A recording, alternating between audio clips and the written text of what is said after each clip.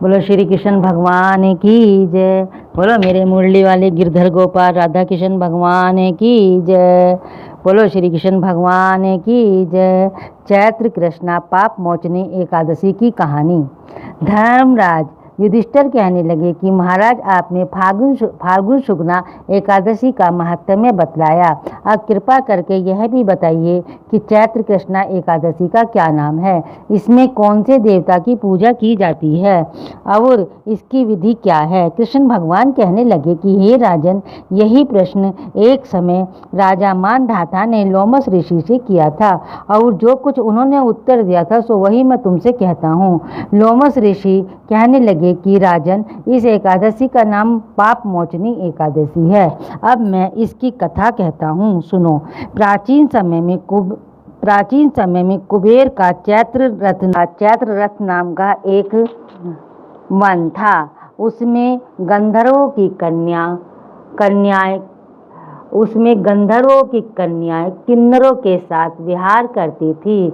वहाँ अनेक प्रकार के पुष्प खिल रहे थे। उसी वन में अनेक ऋषि तपस्या करते थे। स्वयं इंद्र भी चैत्र और वैशाख मास में देवताओं सहित वहां आकर क्रीड़ा किया करते थे।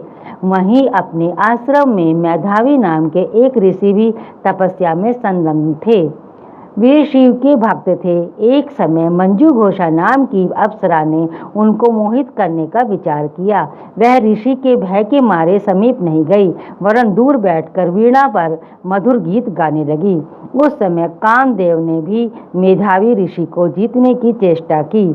उन्होंने उस सुंदर अप्सरा के भ्रू को धनुष, कटाक्ष को डोरी और नेत्रों को धनुष की लचक, कूचों को कुरी बनाकर मधुघोषा को सेनापति बनाया। उस समय मेधावी ऋषि भी युवा और हष्टपुष्ट थे, साथ ही यज्ञोपवीत और दंड धारण किए हुए ब्रह्म तेज से युक्त थे।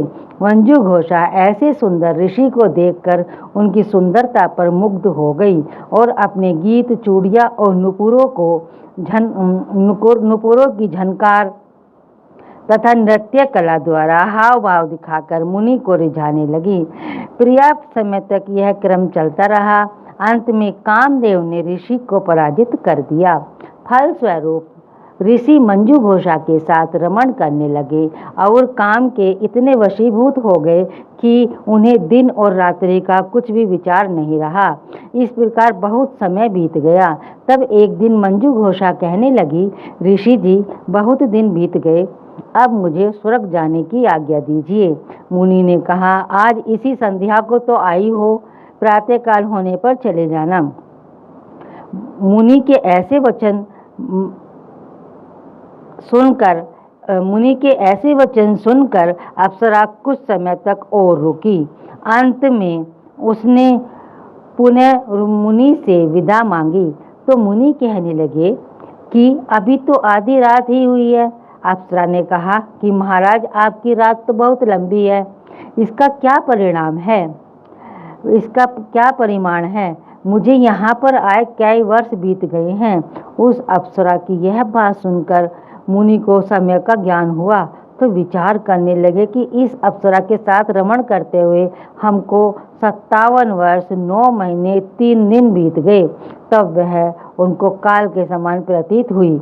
अत्यंत क्रोधित होने पर मुनि की आंखों से ज्वाला उत्पन्न होने लगी। वे कहने लगे कि मेरी कठिन परिश्रम से एकत्र की गई तपस्या को तूने नष्ट कर दिया है। तू महापापिनी और दुराचारिणी है। तुझे धिक्कार है, तूने मेरे साथ घात किया है, इसलिए तू मेरे श्राप से पेशाचिनी हो जा। मुनि के श्राप से मंजू घोषा तत्क्षण पेशाचिनी हो गई और भयभीत होकर मुनि से प्रार्थना करने लगी कि महाराज, इस श्राप का किस प्रकार निवारण होगा।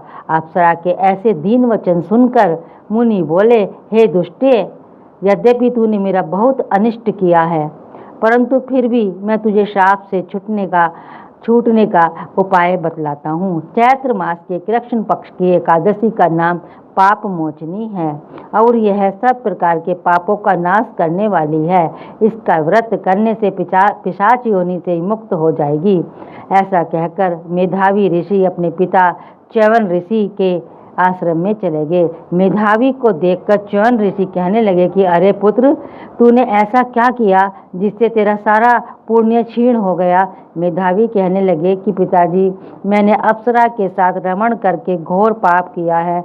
अब आप इस पाप से छूटने का प्रायश्चित मुझे बतलाइए।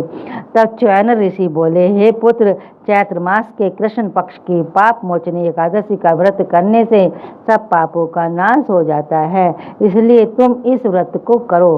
पिता की आज्ञा पाकर मेधावी ऋषि ने भी इस व्रत को किया, जिससे उसके सब पाप नष्ट हो गए और वे पवित्र हो गए। उधर मंजू घोषा भी व्रत के प्रभाव से पेशाच योनि से छूटकर दिव्य देह धारण करके स्वर्ग को चली गई। लोमश ऋषि कहने लगे कि हे राजन, पाप मोचनी एकादशी के व्रत को करने से सब पाप नष्ट हो जाते हैं। इस कथा को पढ़ने या सुनने से 1000 गोदान का फल प्राप्त होता है तथा व्रत से ब्रह्म हत्या, गर्भपात, बाल हत्या, सुरापान, स्त्री से प्रसंग आदि सब पाप नष्ट हो जाते हैं। इस प्रकार एकादशी महात्म्य का 9वां अध्याय समाप्त हुआ। बोल श्री कृष्ण भगवान की जय। बोलो मेरे मुरली वाले गिरधर गोपाल राधा कृष्ण भगवान की जय। बोलो मेरे विष्णु भगवान की जय। बोलो मेरे सत्यनारायण स्वामी की जय। फलाहार, इस दिन चिरौंजी, मेवा, दूध की मिठाई, फल आदि लिए जा सकते हैं। बोलो गिरधर गोपाल की जय। कथा सुनने के बाद आरती अवश्य करनी चाहिए।